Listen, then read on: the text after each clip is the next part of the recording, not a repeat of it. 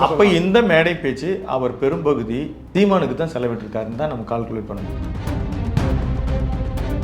இவங்க பேசுறாங்க நோட் பண்ணி வச்சு பாயிண்ட் எடுத்து வச்சு ஒன்னொன்னா அடிக்கிறது இவங்க தான். திமுக அதை கண்டுக்கிறதுல ஒருவேளை அந்த ஒர்க்கை தூக்கி சீமான் குழுவினர்கிட்ட கொடுத்துட்டாங்களா என்னன்னு தெரியல. பேர் சொல்றதுக்கு ஏன் எவ்வளவு தயக்கம்? அது பேர் சொன்னா அவர் பெரிய ஆளா, இன்னும் பெரிய ஆளாயிருவார். பெரிய அளவில் அவங்க தாக்குதல் நடத்துவாங்க. அந்த வராமல் இருக்கிற தொகையை நீங்க உங்களுடைய கொள்கை எதிரி தானே பிஜேபி, அந்த பணத்தை நீங்க திருப்பி சொல்லிருக்கணும்ல. மத்திய அரசு எங்கேயுமே நீங்க சொல்லி எப்படி?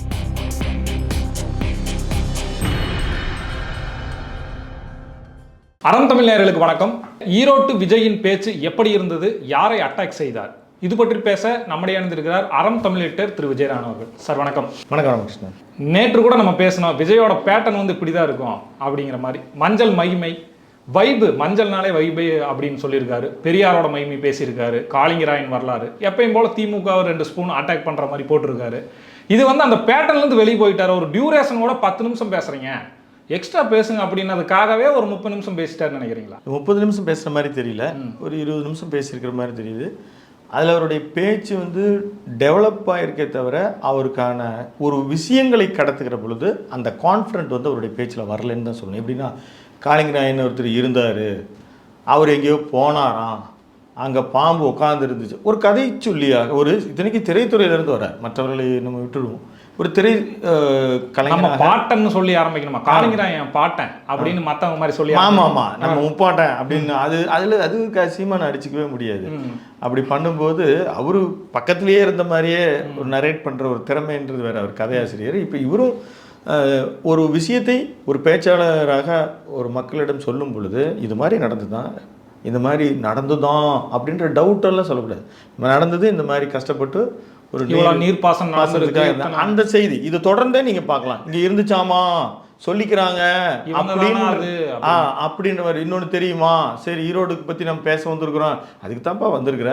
அப்போது அதில் சிம்பிளிஃபை பண்ணி சொல்லுக சொல்லின் பிரிதொரு சொல் வெள்ளுஞ்சொல் இன்மை அறிந்துன்னு நீங்கள் அவ்வளவு பெரிய சொற்றொடர்களை எல்லாம் போட வேண்டியதில்லை.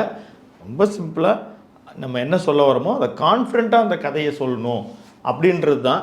மற்றபடி செய்திகள் ஒரு பெரிய நிறைய பேச்சு திறமை இல்லாமலேயே நிறைய தலைவர்கள் செயல் வழியில் இருந்திருக்கிறாங்க. தென்னிந்தியாவில் மிக சமீபத்தில் காமராஜர் சொல்லுவாங்க, மிக சமீபத்தில் சந்திரபாபு நாயுடு பெரிய சரளமாலாம் பேச மாட்டார். இது மாதிரியான விஷயங்களை ஆனால் கடத்திடுவார். மக்களுக்கு என்ன சொல்ல வருமோ இல்லை. இன்னுமே அந்த சினிமா பாணி, அந்த மாசா ஸ்டைலாக கெத்தா அந்த மாதிரி ஒரு வைபு மெட்டீரியலாக தான் இருக்கிறாரோ இல்லை. இதுதான் மக்கள் விஜய்கிட்ட எதிர்பார்ப்பாங்க. நீ ஒரு பெரிய அங்கே கொண்டு வந்த பேனரில் கூட வைபு பிளாஸ்ட் அப்படின்னு எழுதி இருக்கு. அந்த ஆடியன்ஸுக்கு தான் அவர் ப்ரொஜெக்ட் பண்ணுறாரா? இன்னைக்கு இருக்கிற ஜென்ரேஷனுக்கு அதுதான் தெரியும். நீங்கள் எவ்வளவுதான் இவர் பெரிய இப்போ இதே மாதிரி ஒரு கவிதை நவடியிலேயே இதுலேயே வேற ஒருத்தர் எழுதி எப்படியும் படிக்கத்தானே போகிறாரு. அப்போ வச்சு கூட நம்மளால் படித்து விட முடியும், அப்படியே சொல்லிட முடியும்.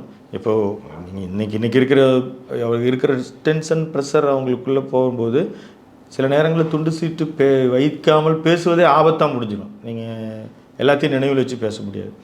அப்போ கடத்துக்கிற விஷயத்தை இன்னும் ஸ்ட்ராங்காக பேசணும். ஓரளவுக்கு அவர் அங்கே அந்த ஈரோட்டுக்கே இருக்கிற பிரச்சனைகளை தொட்டு அவருடைய முக்கியமான அரசியல் எதிரியாக அவர் கருதுகிறவர்களை அட்டாக் பண்ணி கரெக்டாக தான் பேசியிருக்கிறார். அடுத்ததாக பார்த்தீங்கன்னா, ஒரு கட்டத்தில் தலைவா படம் ரிலீஸ் ஆகும்போது ஜெயலலிதாவுக்கு ஒரு மன்னிப்பு கேட்ட மாதிரி இருந்தார். இன்னைக்கு ஜெயலலிதா எம்ஜிஆர் தீய சக்தின்னு சொன்னது கரெக்டு தான். திமுகவை அண்ணாவை எம்ஜிஆர் நீங்கள் மட்டும்தான் உரிமை கொண்டாடுவீங்களா? நாங்களும் கொண்டாடுவோம் அப்படிங்கிற மாதிரி முழுக்க அதிமுக ஓட்டை இவர் பக்கம் இழுக்கிறதுக்கான முயற்சியில் இறங்கிட்டாரா? அதிமுக வாக்கு வங்கியை அவர் ஈர்க்கிறார் அல்லது அங்கே இருக்கக்கூடிய மக்களுக்கு அது தொடர்ச்சியாக விஜயகாந்த் அவர்களும் அப்படி தான் பண்ணார். விஜயகாந்த் அவர்களும் தன்னுடைய வாக்கு எம்ஜிஆரினுடைய ரசிகனாக தன்னை காட்டிக்கிட்டார். இன்றைக்கி அவர் அதுக்கான ஏன்னா எம்ஜிஆர் தான் எல்லாருக்கும் ரோல் மாடல். அங்கே பெரிய கட்சியை அமைச்சிருந்தார், பெரிய ஆட்சியை அமைச்சார், மக்கள் மீது ஈர்ப்பாக இருந்தார். 38 ஆண்டுகள் அவர் மறைந்து இருந்திருந்தாலும் மக்கள் மத்தியில் இருக்கிறதுனால அது ஒரு பெரிய விஷயமா நம்ம எடுத்துக்க முடியும். செங்கோட்டையன் கூட இன்னைக்கு அம்மாவோட புகைப்படத்தை வச்சிருந்த கூட பார்த்துருக்கோம் நம்ம. இன்னொன்று கேட்க விரும்புறது என்னன்னா, நீங்கள் ஏன் சும்மா புலம்புறீங்க? களத்துக்கு வராதவங்கள சம்மந்தம் இல்லாதவங்க என்ன எதுக்கு கேள்வி கேட்குறீங்க அப்படின்னு புலம்புறது யாருன்னு நினைக்கிறீங்க? அவர் புலம்புறது யாருன்னு இப்போ நீங்கள் எல்லாம் மீடியாவில் இருந்து பார்க்குறீங்க.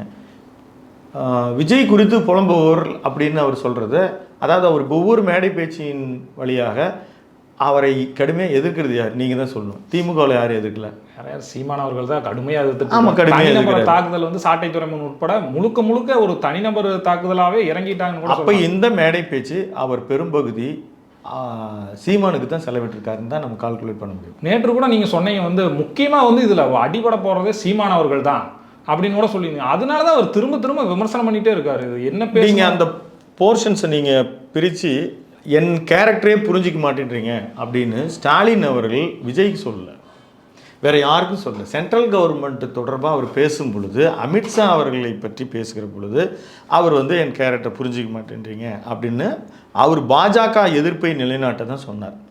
இங்கு விஜய் பேசுகிற போது நீங்கள் போய் புலம்புகிறீர்கள், களத்திற்கு வராதவர்களுக்கு நான் பதில் சொல்ல தயாராக இல்லை, எதுக்கு நான் பதில் சொல்லவே தயாராக இல்லை, ஆட்சியில் இருக்கிறவர்களுடைய திமுகவின் எதிர்ப்பு மட்டும்தான் என்னுடைய பேச்சின் முதன்மை சாராம்சம் அப்படின்னு சொல்லி விஜய் சொல்கிறாரு. சொல்லிட்டு புலம்புறீங்க, நீங்கள் இவங்களுக்கெல்லாம் பதில் சொல்ல விரும்பலை அப்படின்னு சொல்லுது. நேரடியாக சீமானை குறித்து தான் விஜய் சொல்ல வருகிறார். சீமானுக்கு வந்து மறைமுகமாக உன்னெல்லாம் நான் பொருட்படுத்தலை அப்படின்றத பேர் சொல்றதுக்கு ஏன் எவ்வளோ தயக்கம்? அதுதான் சொன்னால் அவர் பெரிய ஆளா, இன்னும் பெரிய ஆளாயிருவார். பெரிய அளவில் அவங்க தாக்குதல் நடத்துவாங்க. விஜய் வந்து சீமானை பெயரை குறிப்பிட்டு உங்களுக்கு எனக்கு என்ன சம்பந்தம்? இப்போ இந்த கலகலப்பு படத்தில் மனோபல குறுக்க வருவார் போறாரு இல்லையா, அந்த மாதிரி நீ லிஸ்ட்லயே இல்லையே, நீ ஏன் வர அப்படின்னு குறுக்க போயிட்டு இருக்க. இது மாதிரி ஏதாவது சொன்னா இவர் மீண்டும் இதை எடுத்து வச்சுக்கிட்டு மேடைக்கு மேடை இப்போ அவங்க ஒரு பெரிய ஐடி டீம், அவருடைய பெய்டு அண்ட் அன்பெய்டு ஒரு பெரிய டீம் வச்சுருக்காங்க நாம் தமிழர் கட்சி. அதில் எல்லாருமே பயங்கரமாக பேச ஆரம்பிப்பாங்க. என்னன்னா அதை விட டிவிக்கு ஐடிவிக்கு பயங்கரமாக இருக்கு, சின்ன தொண்டர்கள் உட்பட. இல்லை, அது வந்து அந்த அளவுக்கு போய் ரீச் அவுட் ஆகுறதில்ல. அந்த அளவுக்கு அவங்க இன்னும் கொடிநாட்டில் எல்லா ஃபேஸ்புக் ஆகட்டும், யூடியூப் ஆகட்டும். இப்போ கடந்த காலங்களில் நீங்கள் சீமான் எடுத்துட்டிங்கன்னா கடுமையாக அவர் பெரியாரை வந்து ஒரு உறுதியாக ஆதரித்து பேசினார், எதிர்க்கிறாரு. பாரதியார் குறித்து எந்த கான்ட்ரவர்சியும் தமிழ்நாட்டில் இல்லை. அவரும் ஜாதி ஒழிப்பில் அவர் உடன்பட்டு இருந்தவர் தான். சொல்லப்போனால் சொந்த ஜாதியெல்லாம் தள்ளி வைக்கப்பட்டவர். அப்படி இருக்கிற அவரை வந்து நீங்கள் போய் புகழலாம் எங்கே வேணாலும். பாகிஸ்தான் என்ன, யார் தமிழர்கள் எங்கெங்கே வாழ்கிறாங்களோ, உஸ்பெஸ்கிஸ்தான், எத்தியோப்பியா, அவர் ஆப்பிரிக்கா கண்ட்ரிஸில் போய் கூட பாரதியாரை பேசலாம், ஒன்றும் தவறு இல்லை. ஏன்னா அவர் எந்த ஒரு உயர்வு அப்படின்ற எண்ணம் அவருக்கு கிடையவே கிடையாது. தான் உயர்வுன்னு இல்லாமல் அப்படி இருக்கிற ஒருத்தரை வந்து நீங்கள் வந்து பிறப்புக்கும் எல்லா உயிருக்கும்னு இன்றைக்கி விஜய் முதற்கொண்டு எல்லாருமே அவரை கொண்டாடலாம்.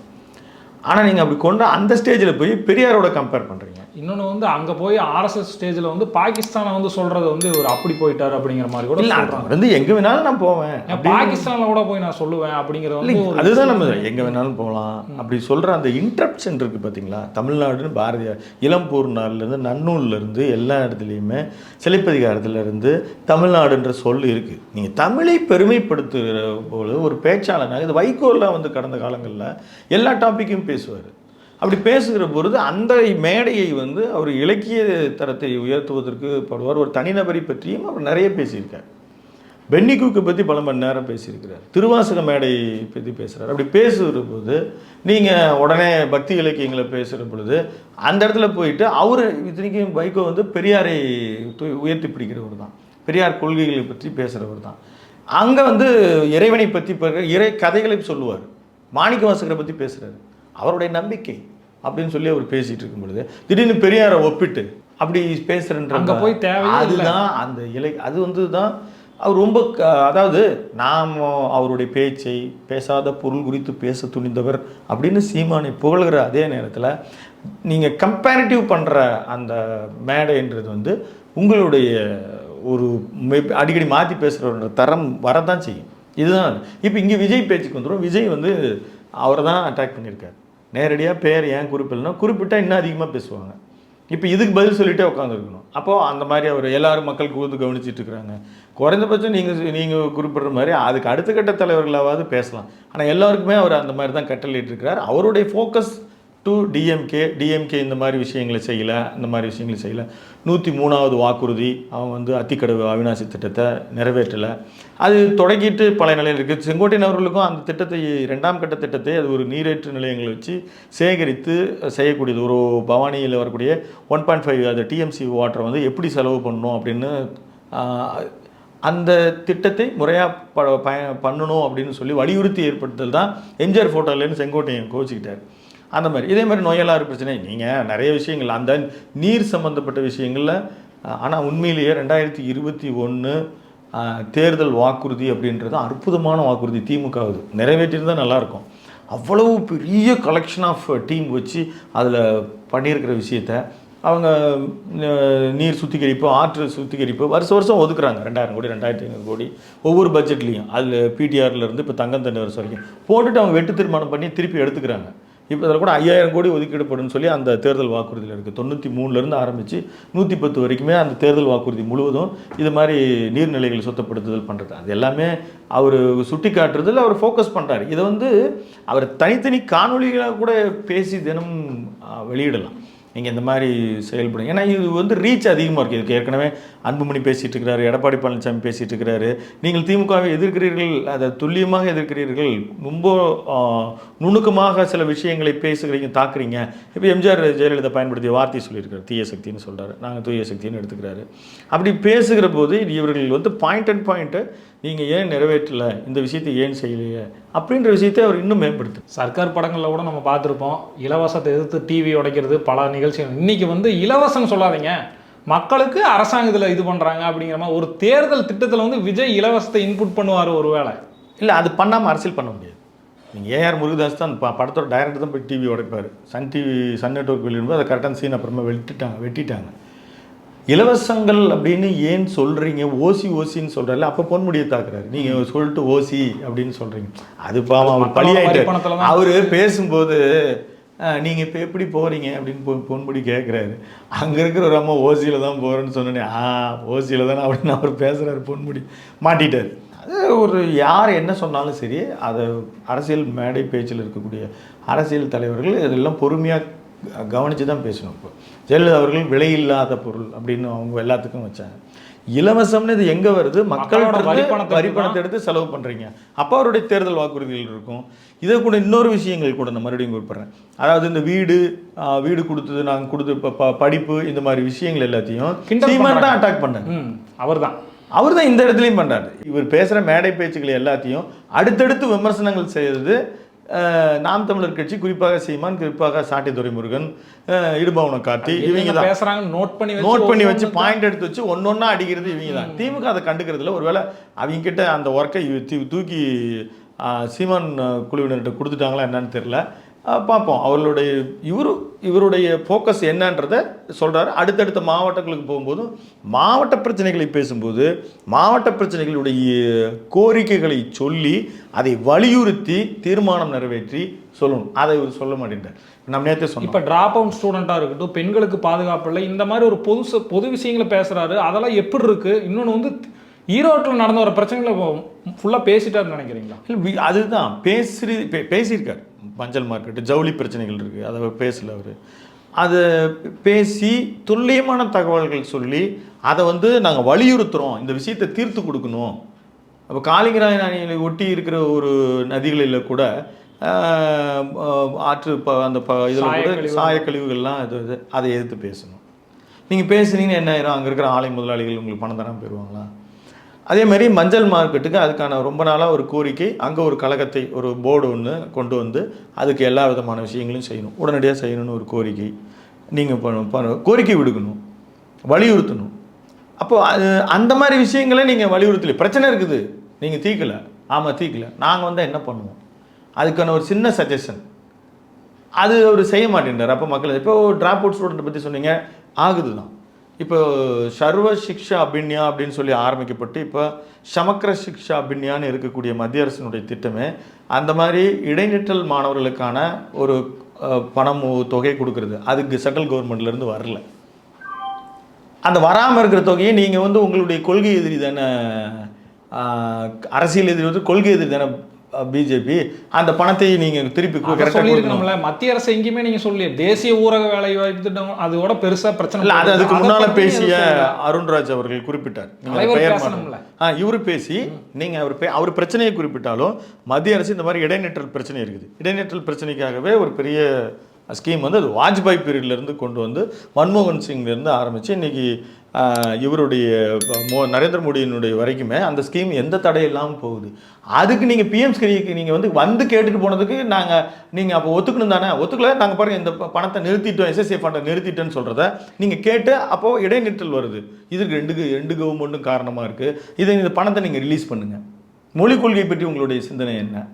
அதை பற்றி என்ன? இப்போ திருப்பரங்குன்ற தீபம் பிறப்பிச்சு ஒரு பெரிய பிரச்சனை போயிட்டு பெரிதாக எதிர்பார்க்கப்பட்டது. விஜய் வந்து ஆடியோ லான்ச்சில் பேசுகிற மாதிரி அந்த திருப்பரங்குன்ற மேட்டரை இதில் பேசுவார்னு நினச்சா அறிக்கையாக விடணும். நீங்கள் இந்த இடத்துல வந்து எல்லாத்தையும் அட்ரஸ் பண்ணணும்னு கிடையாது. இதுக்கு அப்புறமா நீங்கள் அறிக்கை விடலாம். ஏன்னா இன்றைக்கி இருக்கிறது வந்து இந்த மெத்தடை மக்களை போய் சந்தித்து பேசணும், இவர் வீட்டுக்குள்ளேயே இருக்கிறாருன்ற இந்த ப்ரெஷர் காரணமாக இன்றைக்கி வராங்க. இன்னும் வருங்காலங்கள் 10-20 வருடங்கள் கழித்து இந்த மக்கள் சந்திப்புன்றதே நகைப்புக்குரியதாகும். எப்பயோ ஒரு ஸ்டேஜில் ஒரு 3-4 இடங்களில் ஒன்றாக கூடுகிற இடத்தை மாறி வச்சுட்டு அப்புறம் பூரா என்ன நீங்கள் டெக்னாலஜி வைஸாக பேச சம்பிரதாய நிகழ்வாக இருக்கும். இப்போ அமெரிக்கன் இப்போ இதுலேயே கூட பண்ணுறாங்க. ஒவ்வொரு ஊரில் இருக்கிறாங்க, ரோட் ஷோ அவங்ககிட்ட வர்றது தான்.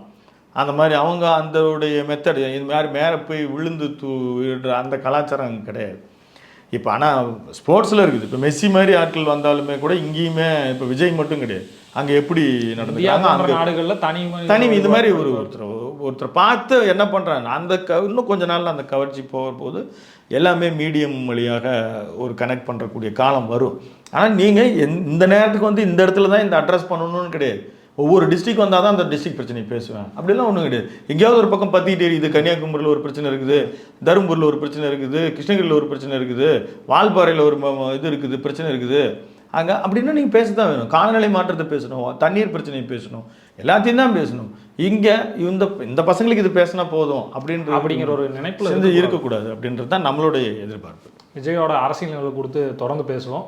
உங்கள் கருத்து பதிவுக்கு மிக்க நன்றி. நன்றி நேயர்களே, தொடர்ந்து இணைந்திருங்கள். அறம் தமிழுடன். நன்றி.